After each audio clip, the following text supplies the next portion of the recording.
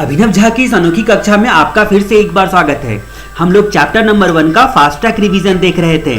हम लोग इसमें देखते हैं risk management strategies. Risk management strategy क्या होती है? अलग अलग तरह का रिस्क होता है। कई रिस्क डायरेक्ट होते हैं, कई इनडायरेक्ट होते हैं। जो इनडायरेक्ट रिस्क होते हैं इसके लिए स्ट्रैटेजी हमें बनानी काफ़ी ज़रूरी होती है। बाकी डायरेक्ट रिस्क के लिए भी स्ट्रैटेजी ज़रूरी होती है, लेकिन डायरेक्ट रिस्क में जनरली हम लोग स्ट्रैटेजी आसानी से बना पाते हैं। लेकिन इनडायरेक्ट रिस्क जो होते हैं उसको काफ़ी आइडेंटिफाई करके एनालिसिस करना पड़ता है, ठीक है, और उसके इम्पैक्ट के हिसाब से। और अगर वो रिस्क मैटेरियलाइज हो गया तो क्या कॉस्ट होगा सब कुछ ठीक करने में, उसके हिसाब से हम लोग उसमें अलग अलग स्ट्रैटेजी बनाते हैं। तो यहाँ पर 5 प्रकार की स्ट्रैटेजी बताई गई है, यानी कि सब स्ट्रैटेजी जो होती है वो टी से स्टार्ट है, इसीलिए हम लोग यहाँ पर 5 टाइम टी लिख सकते हैं। टॉलरेट या एक्सेप्ट रिस्क सबसे पहला होता है, टॉलरेट या एक्सेप्ट द रिस्क। अगर रिस्क का इम्पैक्ट बहुत ही कम होता है, रिस्क का इम्पैक्ट माइनर होता है, तो उसको हम लोग कॉस्ट कंसीडर कर लेते हैं, यानी कि हम लोग नॉर्मल लॉस मान लेते हैं, बिजनेस का कॉस्ट ही कंसीडर कर लेते हैं। और ये टॉलरेट की तरह यानी कि बर्दाश्त कर लेते हैं, यानी कि एक्सेप्ट कर लेते हैं। इस तरह यहाँ पर देखो लास्ट वाला टर्न बैक है। टर्न बैक क्या बोलता है? Very low. यहाँ पर माइनर या लो बोला और यहाँ पर वेरी लो बोला। अगर प्रोबेबिलिटी, अगर रिस्क के आने की प्रोबेबिलिटी जो होती है वो बहुत कम होता है, या फिर रिस्क के आने के बाद भी इम्पैक्ट बहुत ही कम होगा, तो उसको हम लोगों को इग्नोर कर देना है, यानी कि टर्न बैक बोलो तो इग्नोर, ठीक है। तो हम लोगों ने टॉलरेट या एक्सेप्ट देखा। अब हम लोग टर्मिनेट या एलिमिनेट की बात करते हैं। जब रिस्क किसी पार्टिकुलर टेक्नोलॉजी या पार्टिकुलर सप्लायर के साथ होता है तो उस सिचुएशन में हम लोगों को उस टेक्नोलॉजी को अलग कर देना चाहिए, ठीक है, या फिर सप्लायर के साथ कॉन्ट्रैक्ट खत्म कर लेना चाहिए। तो टर्मिनेट या एलिमिनेट रिस्क करना ये स्ट्रैटेजी एक होती है। फिर बोलता है ट्रांसफर या शेयर द रिस्क। ट्रांसफर या शेयर द रिस्क, तो ट्रेडिंग पार्टनर के साथ, सप्लायर के साथ या फिर इंश्योरेंस वालों के साथ जब हम लोग शेयर करते हैं रिस्क को या फिर रिस्क को ट्रांसफर करते हैं कॉन्ट्रैक्ट के तहत, तो उसको बोलते हैं रिस्क मैनेजमेंट स्ट्रैटेजी का ट्रांसफर और ऑब्लिक शेयर द रिस्क। उसके बाद ट्रीट या मिटिगेट, रिस्क को आइडेंटिफाई कर लिया, उसके बाद उसको एनालिसिस कर लिया उसके इम्पैक्ट को, उसके बाद उसके लिए अप्रोप्रिएट एंड सुटेबल कंट्रोल को चुनकर जब हम लोग लगाते हैं तो उसको ट्रीट या मिटिगेट करना बोलते हैं। जैसे अगर आपको पता चल गया कि आपके कंप्यूटर में इंटरनेट यूज़ करने से वायरस आ सकता है तो आप एंटीवायरस लगाते हो, यानी कि आप ट्रीट करते हो या मिटिगेट करते हो रिस्क को। इसके बाद हम लोग अगले टॉपिक देखते हैं। यहाँ पर देखो की गवर्नेंस प्रैक्टिसेस होते हैं, बताए गए हैं इवैल्यूएट करने का रिस्क मैनेजमेंट को। अभी आप सोच रहे होंगे कि कभी कभी की गवर्नेंस प्रैक्टिसेस आता है, कभी की मैनेजमेंट प्रैक्टिसेस आता है, कभी की मैट्रिक्स आता है, ठीक है, कई प्रकार के बेनिफिट्स हम लोग अब तक देख चुके हैं। तो ये की गवर्नेंस प्रैक्टिसेस अगर किसी चीज़ का आ गया इसमें तो फिर हम लोग आंसर नहीं लिख पाते हैं। तो इसकी वजह से हमने एक सॉल्यूशन निकाला है कि इस वीडियो के लास्ट में जितने भी की गवर्नेंस प्रैक्टिसेस होते हैं, जितने भी इस चैप्टर नंबर 1 में की गवर्नेंस प्रैक्टिस दिए हुए हैं, सबको हम लोग एक साथ देखेंगे। जितने भी की मैनेजमेंट प्रैक्टिसेस होते हैं सबको हम लोग एक साथ देखेंगे, यानी कि कंपैरेटिव एनालिसिस करेंगे। और जितने भी की मैट्रिक्स हम लोगों ने देखे हैं सबको हम लोग एक साथ कंपैरेटिव एनालिसिस करके देखेंगे। फिलहाल आप यहाँ पर देखो कि governance practices for evaluating risk management strategy, ये हम लोग स्टडी मेटल के ऑर्डर में एक बार देख लेते हैं और फिर लास्ट में कंपैरेटिव एनालिसिस करके सबको देखेंगे ताकि जो भी कंफ्यूजन है वो दूर हो जाए। सबसे पहले हम लोग देखते हैं कि गवर्नेंस प्रैक्टिसेस क्या क्या होते हैं। इवैल्यूएट अगर आप करना चाहते हो रिस्क मैनेजमेंट को तो 3 प्रकार की यहाँ पर की गवर्नेंस प्रैक्टिसेस होते हैं। गवर्नेंस के लिए ये प्रैक्टिस होते हैं, ठीक है। तो यहाँ पर हम लोग बात करते हैं EDM रिस्क मैनेजमेंट।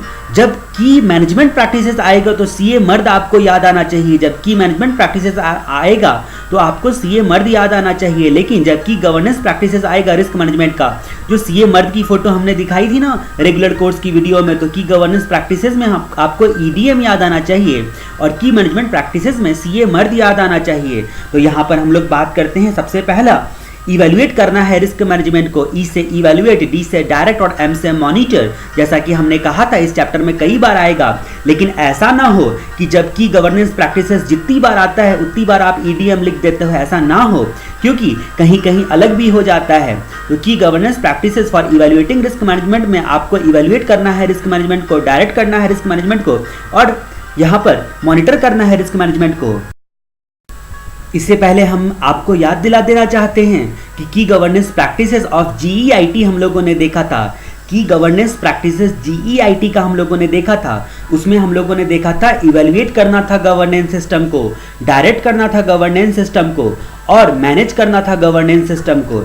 यहाँ पर ETM ऑफ रिस्क मैनेजमेंट है, तो यहाँ पर इवेल्युएट करना है रिस्क मैनेजमेंट को। तो सबसे पहले रिस्क को आइडेंटिफाई करके प्रॉपर्ली उसके बाद उसको मैनेज करना है, और लगातार जो है और भी अदर कोई रिस्क ना आ जाए इसीलिए उसको कंटिन्यूअस इवेल्युएट करना काफ़ी ज़रूरी होती है।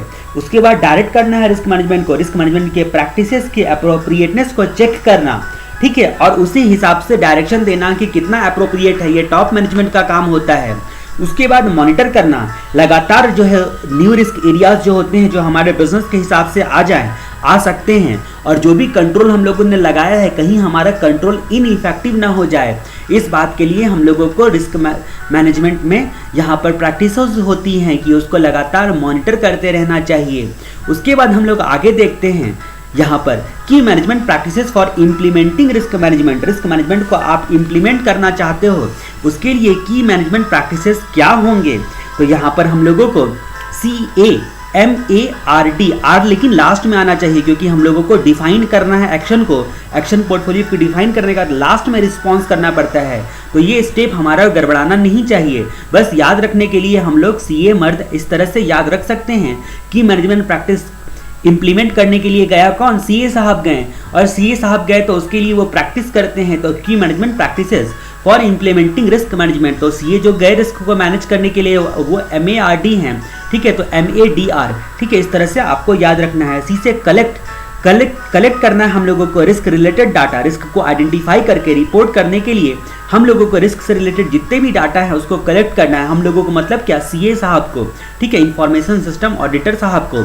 उसके बाद A का मतलब क्या हो गया? एनालाइज द रिस्क, तो रिस्क को एनालाइज करना है। रिस्क डिसीजन में अच्छी तरीके का डिसीजन हम लोग ले पाएँ, इसकी वजह से रिस्क को एनालाइज करना जरूरी है, यानी कि रिस्क डिसीजन में सपोर्ट करने लायक जानकारियों को एनालाइज करना है।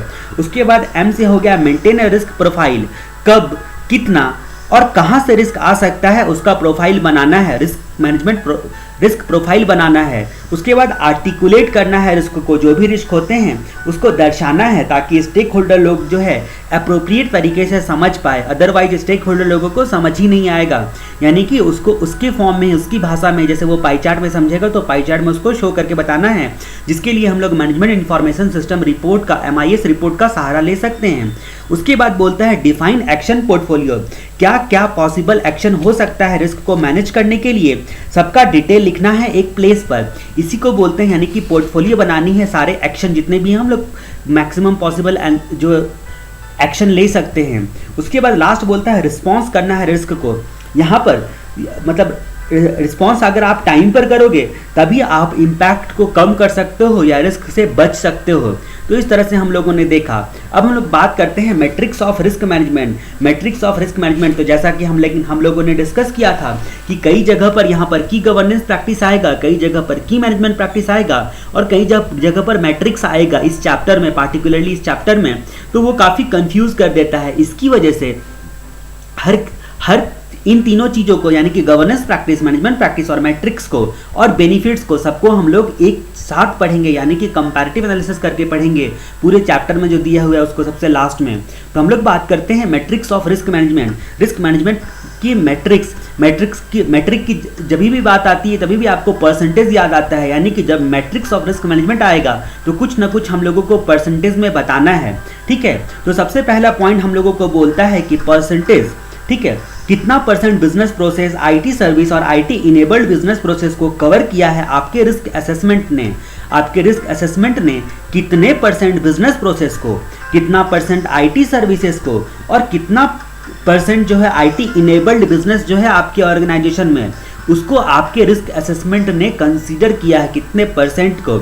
उसके बाद जितने भी आपने रिस्क कंसीडर किए हैं उसमें कितना परसेंट IT रिलेटेड रिस्क है, एक्चुअली जितने भी आपने परसेंटेज रिस्क के कंसीडर किए हैं उसमें IT से रिलेटेड कितना रिस्क है, IT की वजह से आने वाले कितने रिस्क है, ठीक है।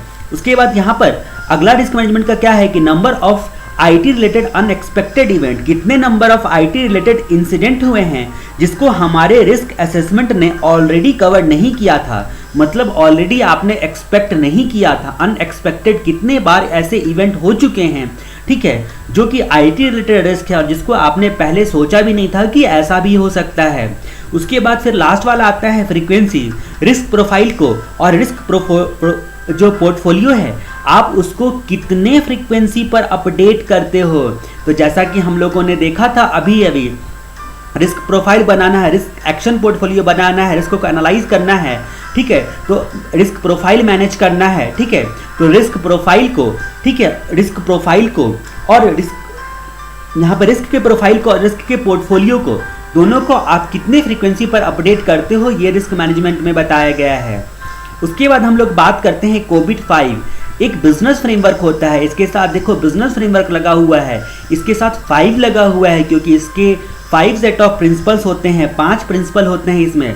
Governance and management of enterprise IT, किसी भी इंटरप्राइज में जो भी आईटी से रिलेटेड गवर्नेंस एंड मैनेजमेंट होते हैं उसको ये फ्रेमवर्क करके देता है, यानी कि कोविड-5 एक बिजनेस फ्रेमवर्क होता है, ठीक है। तो यहाँ पर हम लोगों ने देखा कि 5 वर्ड इसलिए लगा है क्योंकि इसके 5 प्रूवन प्रिंसिपल होते हैं। Set of practices for IT governance and management, तो यहाँ पर कोविड-5 एक सेट ऑफ प्रैक्टिसेस होते हैं, यानी कि इसमें बहुत सारे प्रैक्टिसेस का लिस्ट दिया हुआ है जिसको आप फॉलो करोगे, ठीक है। तो आईटी स्ट्रक्चर कितना भी आपका कॉम्प्लेक्स हो, आपका आईटी से रिलेटेड रिस्क मैनेज होगा, आईटी गवर्नेंस सही से हो पाएगा और स्टेक होल्डर लोगों को सही से वैल्यू डिलीवर हो पाएगी, ठीक है। स्टैंडर्ड प्रैक्टिसेस एंड टूल्स, तो यहाँ पर ग्लोबल आईटी एसोसिएशन इसाका ने इसको इशू किया है, issued by global IT association ISACA ने इसको इशू किया है। इसाका ने स्टैंडर्ड प्रैक्टिसेस और टूल्स दिए हैं, ठीक है, स्टैंडर्ड प्रैक्टिसेस एंड टूल्स दिए हैं, यानी कि टोटल फ्रेमवर्क दिया है, जिस स्टैंडर्ड भी दिया है, प्रैक्टिसेस भी दिया है और टूल्स भी दिया है, ठीक है। तो ग्लोबल आईटी एसोसिएशन ने रिस्क को मैनेज करने के लिए, ठीक है, आईटी लॉ का जितना भी कंप्लाइंस होता है, जितने भी कानून होते हैं उसका पालन करने के लिए और आईटी से रिलेटेड प्रॉपर गवर्नेंस करने के लिए कई सारे स्टैंडर्ड प्रैक्टिसेस एंड टूल्स को दिया है यहाँ पर, ठीक है। इसीलिए क्योंकि इसमें स्टैंडर्ड्स प्रैक्टिसेस एंड टूल्स का ये कॉम्बिनेशन होता है, इसलिए इसको एक नाम से पुकारा गया है, फ्रेमवर्क। तो एसपीटी आपको याद रखना है, एक फ्रेमवर्क होता है, ठीक है। तो जिसमें ये फ्रेमवर्क, जिसमें ये तीनों चीजें होंगी, इसलिए इसको फ्रेमवर्क बोल के बुलाया गया है। इसको इसाका ने इशू किया है। ये बहुत सारे टास्क परफॉर्म करता है, जैसे कि आईटी रिस्क को मैनेज करता है, यानी कि आपका आईटी रिस्क जो है मैनेज होगा अगर आप कोविड-5 बिजनेस फ्रेमवर्क को फॉलो करते हो। तो जितने भी कंप्लाइंस होते हैं, IT governance and IT law से रिलेटेड कंप्लाइंस होते हैं, कानून का पालन सही से होगा, स्टेक होल्डर लोगों को सही से वैल्यू डिलीवर हो पाएगी। यहाँ पर आपका इंटेलेक्चुअल प्रॉपर्टी जो है वो प्रोटेक्ट होगा, आपके within the organisation and outside the organisation अच्छा कम्युनिकेशन होगा, आपका रिटर्न ऑन इन्वेस्टमेंट मैक्सिमाइज होगा, ठीक है, और यहाँ पर बेटर कम्युनिकेशन आपका होगा, ठीक है। और भी एक कोविड-5 की खासियत होती है कि हर टाइप के ऑर्गेनाइजेशन को और हर साइज के ऑर्गेनाइजेशन को ये एप्लीकेबल होता है। ऐसा नहीं है कि छोटे को एप्लीकेबल नहीं होता है, बड़े सबसे बड़े को ही एप्लीकेबल होता है, सबको एप्लीकेबल होता है। तो हम लोगों ने देखा कोविड-5 बिजनेस फ्रेमवर्क एक सेट ऑफ प्रैक्टिसेस होता है जो कि आईटी गवर्नेंस एंड मैनेजमेंट के लिए होता है। इसाका ग्लोबल आईटी एसोसिएशन इसाका ने स्टैंडर्ड प्रैक्टिसेस एंड कई सारे टूल्स दिए हैं इसमें। इसको इशू करने वाला ग्लोबल आईटी एसोसिएशन इसाका है। ये वेरियस टास्क परफॉर्म करता है, जैसे आपके रिस्क को मैनेज करता है, कानून का पालन करता है, स्टेक होल्डर लोगों को प्रोएक्टिवली वैल्यू डिलीवर करता है, इंटेलेक्चुअल प्रॉपर्टी से जो है प्रोटेक्ट करता है, आरओआई को रिटर्न ऑन इन्वेस्टमेंट को मैक्सिमाइज करता है, एक पॉइंट आप यहाँ लिख सकते हो, बेटर कम्युनिकेशन देता है। ये हर तरह के और हर साइज के ऑर्गेनाइजेशन को एप्लीकेबल होता है, यानी कि कोविड-5 बिजनेस फ्रेमवर्क होता है, ठीक है। और भी कोविड-5 के बारे में अगर कुछ जानकारियां हम लोग देखते हैं, ठीक है, जो आपके स्टडी मटेरियल में नहीं बताई गई है। कोविड-5 वर्ल्ड वाइड जो होता है उसको 28 सर्टिफिकेशन मिला हुआ है, 28 सर्टिफिकेशन मिला हुआ है। किससे सर्टिफिकेशन मिला है? टॉप और रिकॉग्नाइज्ड इंस्टीट्यूशन से, जो कि आईटी से रिलेटेड मैटर को डील करता है, उन लोगों ने इसको सर्टिफाई किया हुआ है। और 95 से ज़्यादा, देखो यहाँ पे 5 लगा है, एक 95 लिख सकते हो, 28 सर्टिफिकेशन लिख सकते हो, 95 से ज़्यादा जितने भी एक्सपर्ट कमिटी होते हैं, 95 से ज़्यादा वर्ल्ड वाइड एक्सपर्ट कमिटी जो कि आईटी गवर्नेंस एंड मैनेजमेंट से डील करती है, उसने इसको रिव्यू किया हुआ है, मतलब 28 सर्टिफिकेशन के साथ साथ 95 से ज़्यादा एक्सपर्ट कमेटी ने रिव्यू किया है।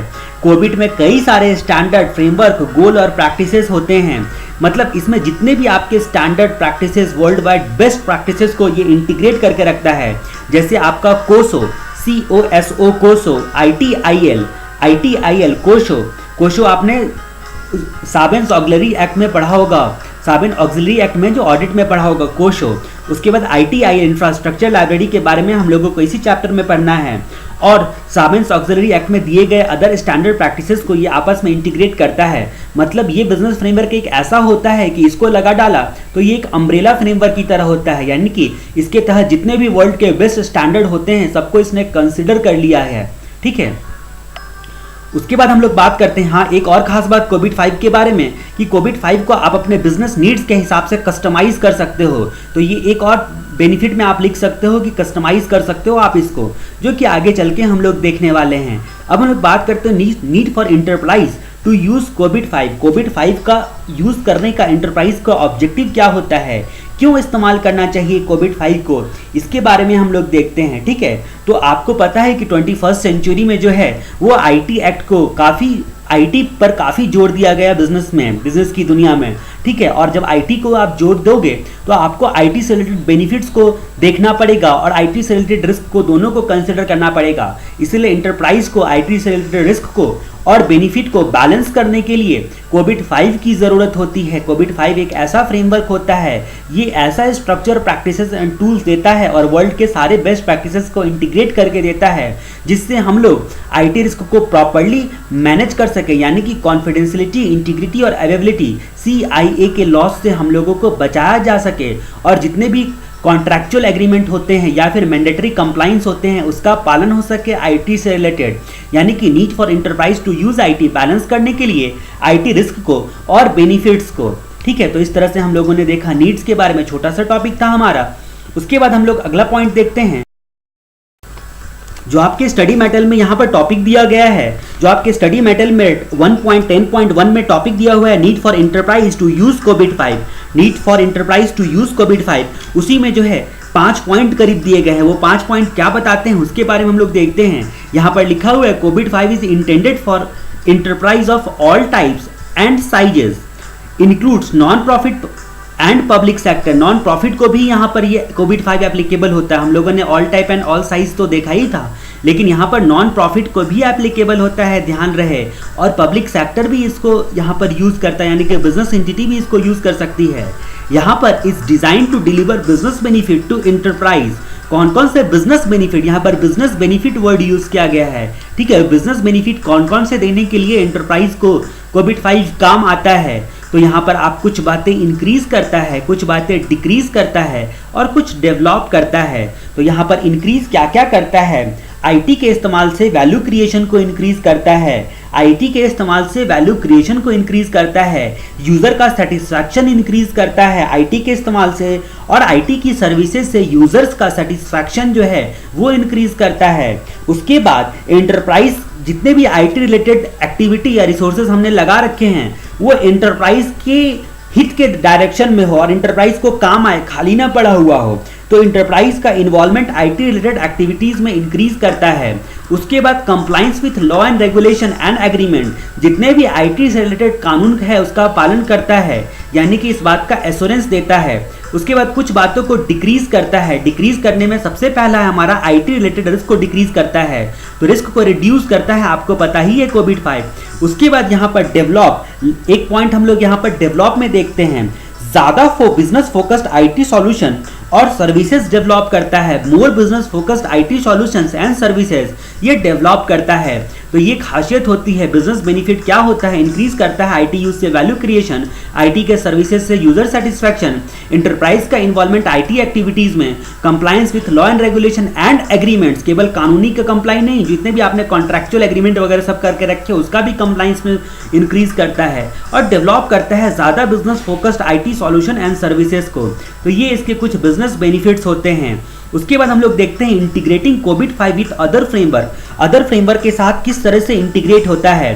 तो यहाँ पर आपको ITIL पढ़ना है, infrastructure library, information technology infrastructure library, ये पढ़ना है। तो ITIL के साथ जैसा कि हम लोगों ने देखा था कि यहाँ पर कोविड-5 एक अम्ब्रेला फ्रेमवर्क की तरह होता है जिसमें कई सारे वर्ल्ड के बेस्ट प्रैक्टिसेस इंटीग्रेट होते हैं, यानी कि अदर फ्रेमवर्क को भी ये कंसिडर करता है, जिसमें आपको जो जो पढ़ना है उसका नाम आप आराम से याद रख सकते हो। एक ITIL आपको पढ़ना है इस चैप्टर में। उसके बाद चैप्टर नंबर 7 में भी थोड़ा सा पढ़ना है, ISO 27001 चैप्टर नंबर 7 में भी पढ़ना है, यहाँ पर भी थोड़ा सा पढ़ना है, ठीक है। उसके बाद यहाँ पर TOGAF टोगैफ आप देख रहे हो, टोगैफ आपको पढ़ना नहीं है, ठीक है। Open group of architecture framework, TOGAF करके आप याद रखो, बस इतना ही आपको लिखना एग्जाम में कि इंटीग्रेट करता है ITIL को ऑब्लिक टोगैफ को, फुल फॉर्म इसकी लिखने की जरूरत नहीं है। उसके बाद ISO IEC 38500, ठीक है, 2008, ये आपको ISO के बारे में थोड़ा सा पढ़ना है, लेकिन 27001, ठीक है। ISMS, ठीक है, तो इंटीग्रेटेड सर्विस मैनेजमेंट सिस्टम के बारे में आपको ज़्यादा पढ़ना है, लेकिन यहाँ पर ISO और IEC ये चीज़ आपको याद रखना है। और बहुत सारे अदर टेक्निकल, नॉन टेक्निकल और मैनेजमेंट रिलेटेड फ्रेमवर्क को अपने आप में इंटीग्रेट करता है। अदर वर्ल्ड के कई best practices, technical, non technical, देखो टेक्निकल ही केवल नहीं, नॉन टेक्निकल को भी और मैनेजमेंट रिलेटेड फ्रेमवर्क को आपस में इंटीग्रेट करके रखता है। तो जब इंटीग्रेट कोविड-5 विद अदर फ्रेमवर्क के बारे में कुछ लिखने आएगा तो आप इतना लिख सकते हो। इसी टॉपिक में एक चीज और दिया गया है कि after integrating resulting enabler and framework should be align and in harmony with. तो जो आपने इंटीग्रेट तो कर डाला, उसके बाद जो आपका रिजल्टिंग इनेबलर होगा, बिजनेस में इनेबल करने वाला IT सर्विसेज को जो होगा, और जो फ्रेमवर्क आपका होगा वो अलाइन होना चाहिए और हार्मोनी में होना चाहिए। किस बात से? PRE के हार्मोनी में होना चाहिए और अलाइन होना चाहिए। यानी कि सबसे पहले P से आपका क्या आता है? एंटरप्राइज की पॉलिसीज। एंटरप्राइज की पॉलिसीज से आपका जो है अलाइनमेंट में होना चाहिए, ठीक है। एंटरप्राइज के standard, policy, strategy, governance and audit approach से जो है वो आपके अलाइनमेंट में होना चाहिए। दूसरा R, risk management framework. Enterprise की खुद का जो रिस्क मैनेजमेंट फ्रेमवर्क है उसके साथ अलाइन होना चाहिए, मतलब उसके रिस्क के हिसाब से होना चाहिए। और उसके बाद existing structure and process. Existing structure, enterprise का जो वर्तमान में क्या स्थिति है, क्या स्ट्रक्चर है और क्या प्रोसेस है, उसके हिसाब के होना चाहिए। लेकिन एक बात और कि अगर ये PRE के हिसाब से हमारा कोविड-5 नहीं है तो कोविड-5 इतनी फ्लैक्सिबिलिटी देता है, ठीक है, मतलब कोविड-5 इतनी फ्लैक्सिबिलिटी देता है कि आप उसको अपने बिजनेस के हिसाब से, बिजनेस के साथ अलाइन करने के लिए और हार्मोनी करने के लिए आप उसको कस्टमाइज भी कर सकते हो। तो ये कोविड-5 की खासियत होती है, ठीक है। तो ये सारी चीज़ें, जितने भी अदर रिलेटेड फ्रेमवर्क होते हैं, जितने भी अदर हम लोगों ने रिलेटेड फ्रेमवर्क देखा जिसके साथ कोविड इंटीग्रेट करता है, ठीक है, कोई स्पेसिफिक नहीं है, बहुत सारे हैं, ठीक है, जिसको वर्ल्ड के बेस्ट प्रैक्टिस को जो है वो इंटीग्रेट करता है, ठीक है। तो यहाँ पर जितने भी अदर फ्रेमवर्क के लिए आपने चेक लगा के रखे हैं वो आपके बिजनेस के हिसाब से फिट जो भी नहीं बैठता है, ठीक है। तो कोविड-5 आपको कस्टमाइजेशन की फैसिलिटी देता है, कस्टमाइजेशन की फैसिलिटी देता है, ठीक है, जो कि हम लोगों को कस्टमाइजेशन भी एक पॉइंट करके पढ़ना है कोविड-5 के बारे में। कंपोनेंट्स, जो हम लोग अगला टॉपिक देखेंगे, कंपोनेंट्स ऑफ कोविड और बेनिफिट ऑफ कोविड देखने के बाद हम लोगों को कस्टमाइजेशन के बारे में अच्छे तरीके से पढ़ना है। तो हम लोग यहाँ पर देखेंगे, सबसे पहले हम लोग बात करते हैं कंपोनेंट्स इन कोविड। कोविड में क्या क्या कंपोनेंट्स होते हैं उसके बाद, ठीक है। तो कंपोनेंट्स इन कोविड जब आएगा तो आपको महात्मा गांधी की याद आनी चाहिए। सपोज दैट कि कंपोनेंट इन कोविड पढ़ने के लिए आप जा रहे थे, इसका आपको ऐसा लग रहा है कि इसका पे इतना कंसंट्रेशन करके आपको पढ़ना पड़ता है कि आपकी आंखों में चश्मा लग गया। अब चश्मा लग गया तो आप सोच रहे हो कि चश्मा तो डॉक्टर ने लिख डाला है, तो कैसा फ्रेम लगाएंगे, ठीक है। तो आपको महात्मा गांधी जैसा फ्रेम बहुत पसंद है। बचपन में आप महात्मा गांधी की फोटो देख के सोचते थे कि हमें कभी चश्मा लगेगा तो ऐसा ही चश्मा पहनेंगे, जस्ट इमेजिन, ठीक है। तो ये कंपोनेंट इन कोविड-5 में आपको फ्रेम, यानी कि फ्रेम DO 2, दुकानदार को आपने बोला 2 फ्रेम 2, महात्मा गांधी मॉडल वाला, ठीक है। तो फ्रेम DOMG मॉडल, ठीक है। तो इस तरीके से आपको याद रखना है कंपोनेंट्स इन कोविड क्या क्या होगा। कंपोनेंट्स इन कोविड क्या क्या होगा, तो फ्रेम से क्या हो गया? फ्रेमवर्क, फ्रेम से फ्रेमवर्क हो गया। तो IT गवर्नेंस और गुड प्रैक्टिस को ऑर्गेनाइज करके बिजनेस रिक्वायरमेंट से लिंक करने वाला फ्रेमवर्क होता है ये, ठीक है। कोविड-5 का पहला कंपोनेंट क्या होता है कि आपकी जितने भी IT गवर्नेंस होते हैं और अच्छे प्रैक्टिसेस होते हैं IT से रिलेटेड, उसको एक साथ ऑर्गेनाइज करके किसी भी बिजनेस के हिसाब से फिट हो जाए। तो ये एक ऐसा फ्रेमवर्क देता है, यानी कि स्ट्रक्चर, प्रैक्टिस एंड टूल देता है। पहला कंपोनेंट आपका फ्रेमवर्क हो गया। डी से हो गया प्रोसेस डिस्क्रिप्शन, डी से प्रोसेस डिस्क्रिप्शन।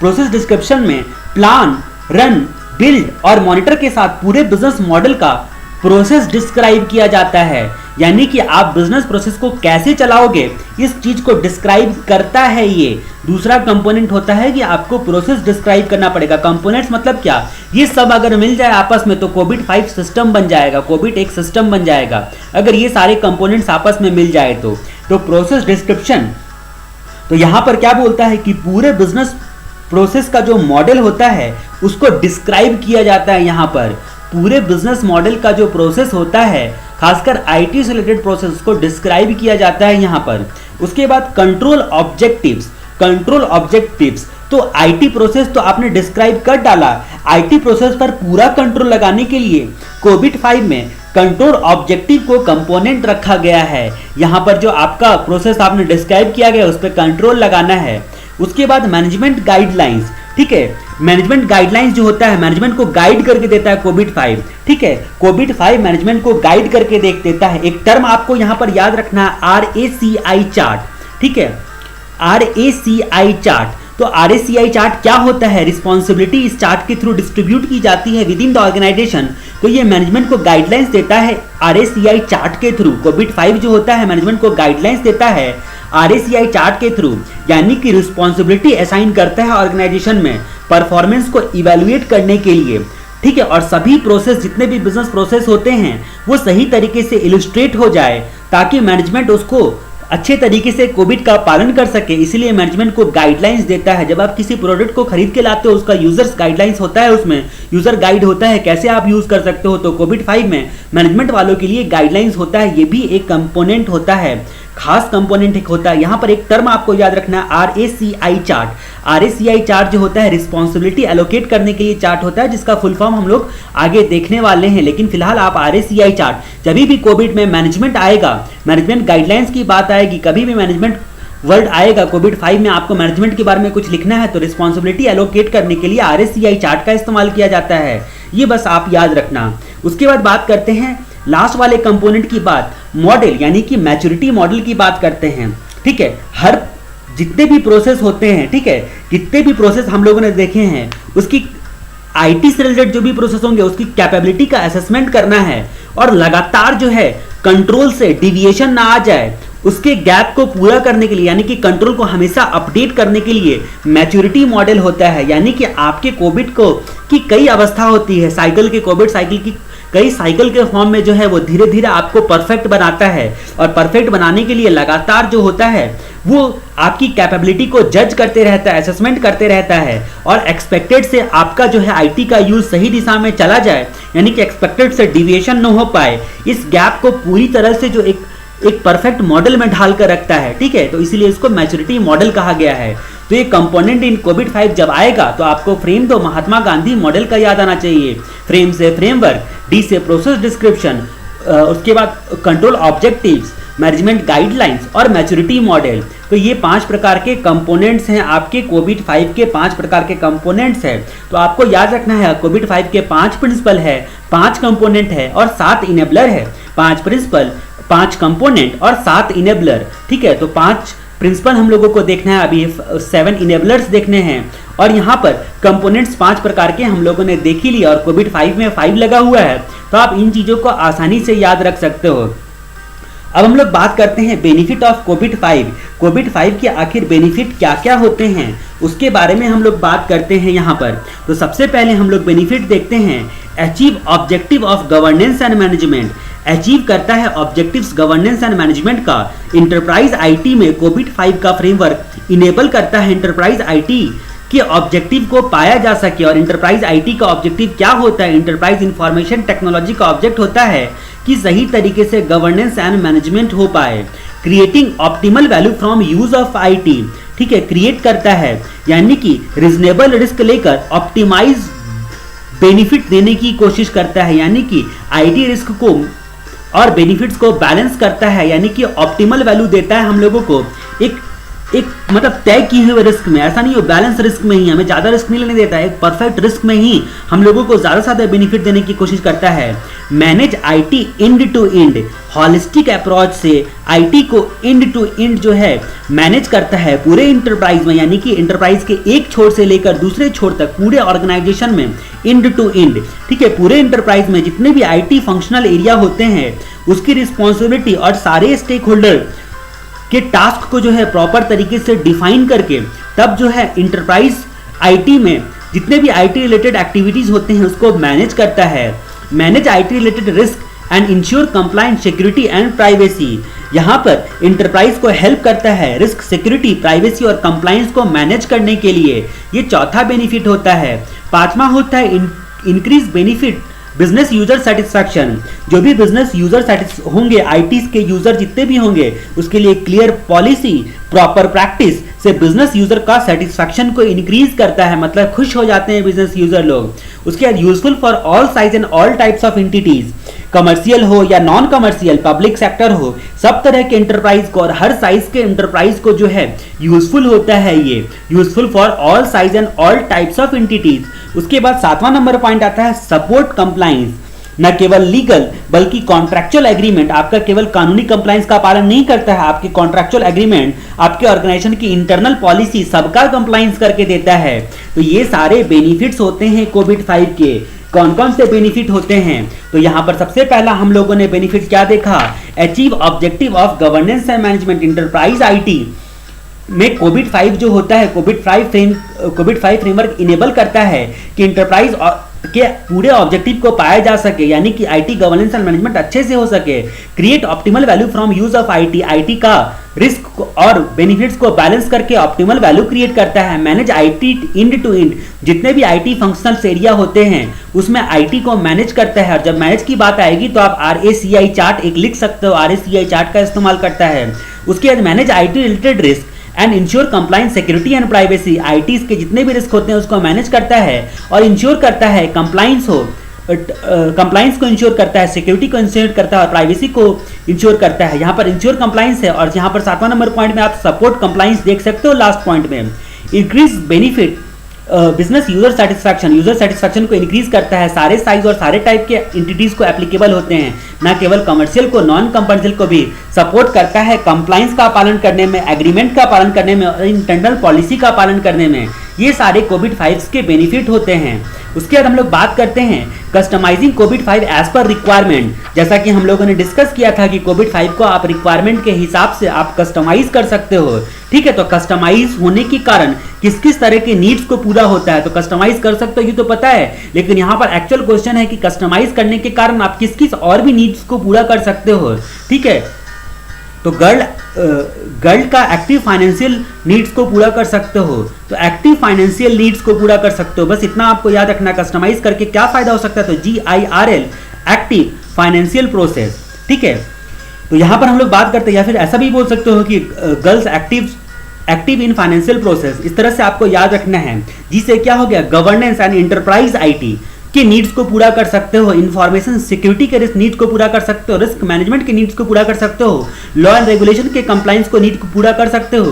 तो ये सारे तो करके ही देता है, लेकिन उसके बावजूद भी आपको यहाँ पर एक बार फिर से लिख लेना है, governance and management of enterprise IT, information security, risk management, law and regulation का कंप्लायंस।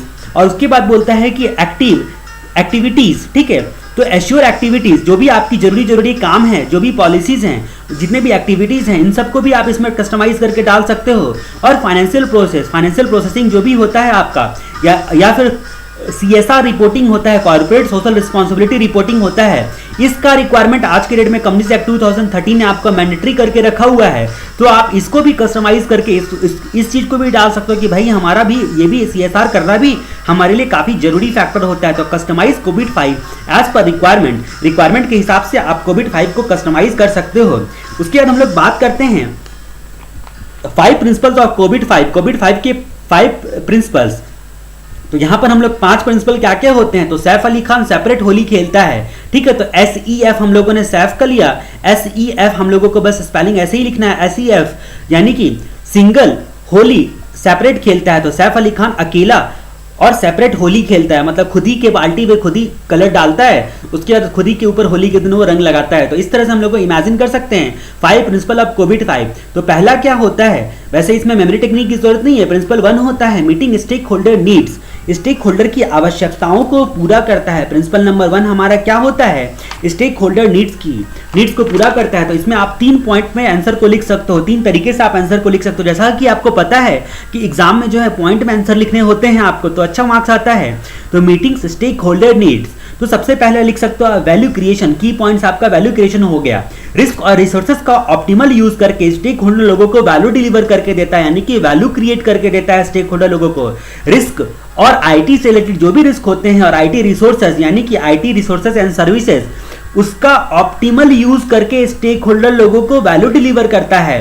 कस्टमाइज, जैसा कि हम लोग जानते हैं कि इंटरप्राइज अपने ऑब्जेक्टिव को पाने के लिए, ठीक है, बेस्ट तरीके से आईटी का गवर्नेंस और मैनेजमेंट करने के लिए कोविड को कस्टमाइज कर सकता है। अलाइन विथ बिजनेस, आईटी जो होता है यहाँ पर कोविड 5 में जो आपका रिस्क मैनेजमेंट, आईटी गवर्नेंस और रिस्क मैनेजमेंट होता है, वो हमेशा बिजनेस के सही दिशा में आएगा। Align with business solution, enterprise में स्टेक होल्डर के गोल्स, ठीक है, और आईटी रिसोर्सेस और सर्विसेज को पाने में समर्थ बनाता है कोविड 5। कोविड 5 जो होता है इंटरप्राइज को हेल्प करता है। तो वैल्यू क्रिएशन, कस्टमाइज और अलाइन विद बिजनेस, इन सब चीज के हिसाब से स्टेक होल्डर नीड्स पूरा हो जाता है। उसके बाद ensure enterprise end to end, यानी कि एक छोर से लेकर आखिरी छोर तक इंटरप्राइज को कवर करता है। जितने भी आईटी फंक्शंस होते हैं, ठीक है, तो कवर ऑल फंक्शंस, उस जितने भी फंक्शंस होते हैं सबको कवर कर देता है। खासकर उसमें आईटी रिलेटेड जो एरिया होते हैं, आईटी फंक्शन के साथ साथ अदर फंक्शंस को भी कवर करता है एंड टू एंड, सारे फंक्शंस को, यानी कि पूरे के पूरे बिजनेस मॉडल के बिजनेस प्रोसेस को अपने आप में कंसिडर करता है, ठीक है। उसके बाद बोलता है कि treat information and IT as a assets, तो balance covering enterprise end to end में आपका इंफॉर्मेशन आईटी को एसेट्स की तरह ट्रीट करता है ऑर्गेनाइजेशन में। जैसा कि आपको पता है कि इंफॉर्मेशन एक एसेट्स होता है और जो आपकी टेक्नोलॉजी होती है वो तो ऑब्वियस एसेट्स होता ही होता है। तो ये भी क्या करता है कि इंटरप्राइज के जितने भी आईटी रिलेटेड एक्टिविटीज या फिर आईटी रिलेटेड टेक्नोलॉजी होती है उसको एसेट्स की तरह ट्रीट करता है। उसके बाद जो है एंड टू एंड कवर करने में क्या करता है कि इंटीग्रेट करता है आईटी गवर्नेंस को इंटरप्राइज गवर्नेंस के साथ। इंटरप्राइज गवर्नेंस जो होता है आईटी गवर्नेंस, इंटरप्राइज गवर्नेंस का आईटी गवर्नेंस एक सबसेट होता है जैसा कि हम जानते हैं। तो इसको आपस में इंटरप्राइज गवर्नेंस के एक पार्ट की तरह ट्रीट करता है आईटी गवर्नेंस को। कोविड 5 इंटरप्राइज गवर्नेंस का एक अहम हिस्सा बना देता है आईटी गवर्नेंस को। उसके बाद सिंगल प्लेटफॉर्म, मतलब जितना भी आपका इंटरनल और एक्सटर्नल दोनों लेवल पर जो भी आपको गवर्नेंस की जरूरत पड़ती है उस सारे गवर्नेंस को आपको खोने नहीं देता है, मतलब भूलने नहीं देता है, क्योंकि एक ही जगह लाके इकट्ठा करके रख देता है, एक ही प्लेटफॉर्म पे रख देता है। उसके बाद हम लोग बात करते हैं applying a single integrated framework. Single integrated framework को अप्लाई करता है, तो एफ से हम लोगों को देखना है फ्रेमवर्क। तो यहां पर इंटीग्रेट करता है जितने भी अदर फ्रेमवर्क होते हैं, ठीक है, other framework structure and practices and tools होते हैं उसको इंटीग्रेट करता है। मतलब कोविड 5 एक अम्ब्रेला फ्रेमवर्क की तरह होता है जो अपने आप में ITIL, ISO 2700 और अदर वगैरह सबको कंसिडर करता है। तो उन सबको लगाने की आपको जरूरत नहीं है, इसको लगा डाला तो लाइक झिंगा लाला, यानी कि सारे के सारे आपके स्ट्रक्चर प्रैक्टिस एंड टूल जो हैं वो आपको इंटीग्रेट करके देता है। ये वर्ल्ड के बेस्ट प्रैक्टिसेस को अपने आप में समा के रखता है। इसकी वजह से आप बोल सकते हो applying a single integrated framework, सिर्फ सबको इंटीग्रेट करके एक ही जगह पे लाके रख देता है, जिसको आप अप्लाई कर दो, कोविड 5 लगा डाला तो लाइक झिंगा लाला बिजनेस का। उसके बाद होली, तो होली से क्या हो गया, इनेबल ए हॉलिस्टिक अप्रोच। हॉलिस्टिक अप्रोच को समग्र दृष्टिकोण से जो है वो आपके ऑर्गेनाइजेशन को वो देखता है, यानी कि मतलब एक ही ऐसा आपको टास्क लेना है, मतलब जैसे कि आप एक एक्टिविटी ऐसा करते हो जिससे कई बार काम आ सकता है, तो ऐसे मतलब क्या बोलता है एक तीर से कई निशाना लगा सकते हो। मतलब हॉलिस्टिक अप्रोच से जितने भी इंटरैक्टिंग कंपोनेंट होते हैं, जितने भी रिलेटेड कंपोनेंट होते हैं सबको कंसिडर करता है। बिजनेस मॉडल के जितने भी इंटर रिलेटेड कंपोनेंट्स होते हैं, ठीक है, जो रिलेटेड कंपोनेंट्स होते हैं उसको कंसिडर कर लेता है कि अगर हम ये करने के लिए जा रहे हैं तो इसके साथ साथ और कहाँ इसका फायदा हम उठा सकते हैं। तो ये हॉलिस्टिक व्यू से जो है हमें मैनेजमेंट करके देता है, गवर्नेंस एंड मैनेजमेंट करके देता है। Separate governance from management, principal of Covid 5 में सबसे इंपॉर्टेंट प्रिंसिपल होता है कि गवर्नेंस वालों को और मैनेजमेंट वाले को अलग अलग रखो, दोनों को मिक्स मत करो। अगर मैनेजमेंट वाले ही गवर्नेंस का काम करने लगे तब प्रॉब्लम हो जाएगी, क्योंकि मैनेजमेंट वाले और गवर्नेंस वाले लोग अलग अलग होने चाहिए। तो ये इसका एक प्रिंसिपल होता है, इतने सारे प्रिंसिपल को कवर करता है। तो 5 प्रिंसिपल ऑफ कोविड: meeting stakeholder needs, covering enterprise end to end, applying a single integrated framework, enabling a holistic approach, separating governance from management, separating governance from management. इस तरह से हम लोगों ने 5 प्रिंसिपल ऑफ कोविड देखा। उसके बाद हम लोग बात करते हैं कोविड 5 प्रोसेस रेफरेंस मॉडल के बारे में। कोविड 5 प्रोसेस रेफरेंस मॉडल, तो जैसा कि हम लोगों ने देखा था कि बिजनेस प्रोसेस के बारे में हम लोगों ने देखा था कि जो भी आपके बिजनेस प्रोसेस होंगे कंपोनेंट्स में ही हम लोगों ने देखा था, उसको वो कवर करता है। फ्रेम 2 महात्मा गांधी मॉडल का, उसमें हम लोगों ने प्रोसेस डिस्क्रिप्शन देखा था और इसी प्रोसेस डिस्क्रिप्शन के हिसाब से कंट्रोल ऑब्जेक्टिव लगाना है। तो यहाँ पर इस प्रोसेस डिस्क्रिप्शन के लिए रेफरेंस मॉडल दिया होता है। इस प्रोसेस डिस्क्रिप्शन में रेफरेंस मॉडल सिर्फ 2 बातों को कंसिडर करके दिया रहता है, एक गवर्नेंस प्रोसेस और दूसरा मैनेजमेंट प्रोसेस, क्योंकि प्रिंसिपल नंबर 5 हमारा क्या था कि गवर्नेंस और मैनेजमेंट को सेपरेट रखना है। तो प्रोसेस डिस्क्रिप्शन में गवर्नेंस और यहाँ पर हम लोगों को मैनेजमेंट प्रोसेस, तो इसकी वजह से ये एक मॉडल देता है। कोविड 5 क्या करता है, प्रोसेस डिस्क्रिप्शन यानी कि प्रोसेस को डिस्क्राइब करके देता है। तो ये चीज हम लोगों को अब देखना है। कोविड 5 प्रोसेस रेफरेंस मॉडल, तो यहाँ पर टोटल 37 रेफरेंस के लिए मॉडल बताए गए हैं, उसमें से 5 गवर्नेंस प्रोसेस और 32 मैनेजमेंट प्रोसेस के लिए दिए गए हैं। गवर्नेंस प्रोसेस के लिए कम और मैनेजमेंट प्रोसेस के लिए ज्यादा दिए गए हैं। ठीक है, तो यहाँ पर हम लोगों को इतने सारे प्रोसेसेस का नाम याद रखना है।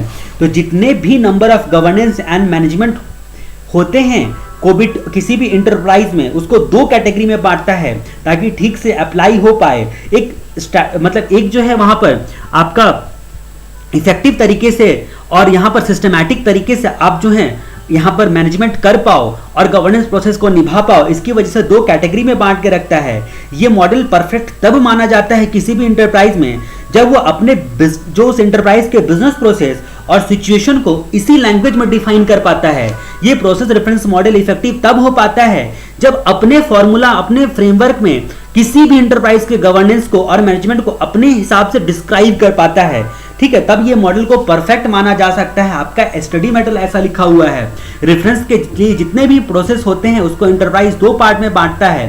ठीक है, 5 जो होता है गवर्नेंस प्रोसेस, तो कोविड 5 में भी 5 लगा हुआ है, 5 प्रकार के इनेबलर, 5 कंपोनेंट्स और 5 गवर्नेंस प्रोसेस भी आपको याद रखने की ये 5 होता है। और 32 मैनेजमेंट प्रोसेस होता है, 32 मैनेजमेंट प्रोसेस होता है।